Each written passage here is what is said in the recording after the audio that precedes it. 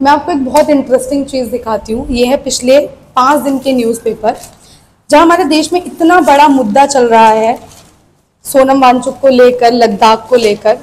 उस घटना के अगले दिन ही सिर्फ एक छोटा सा कॉलम दिया जाता है लद्दाख के मुद्दों पर, जिसमें लिखा है राज्य की मांग पर लद्दाख में हिंसा, 4 की मौत 70 घायल।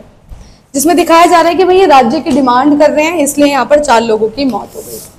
और उससे भी इंटरेस्टिंग बात यह है कि जिस न्यूज़ को हम इतने टाइम से बायकॉट कर रहे हैं, वो है इंडिया पाकिस्तान का मैच, उसे एक पूरा जो है पेज दिया जाता है न्यूज़ को कवर करने के लिए।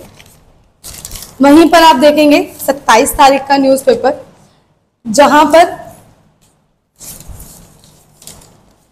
बहुत ही छोटा सा कॉलम, फिर से उससे भी छोटा कॉलम, नेक्स्ट डे का जो ये पेपर है 27 तारीख का पेपर है ये, जिसमें बहुत छोटा सा कॉलम दिया गया है सोनम वांगचुक को।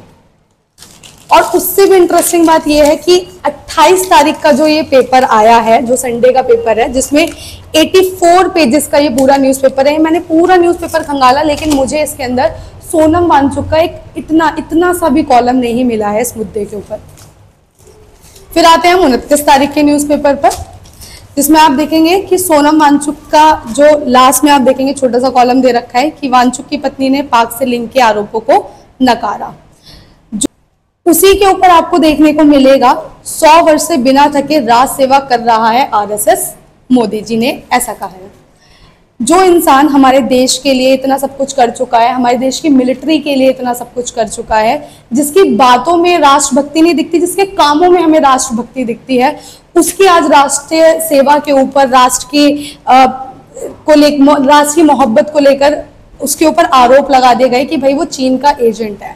वहीं आरएसएस, जिसके मुझे तो ये लगता है कि इसने कभी भी कुछ भी हमारे देश के लिए कुछ ऐसा करा है जिसमें हमारा देश इंटरनेशनल लेवल पर रिप्रेजेंट हो, उसके लिए एक बड़ा से कॉलम दे रखा है।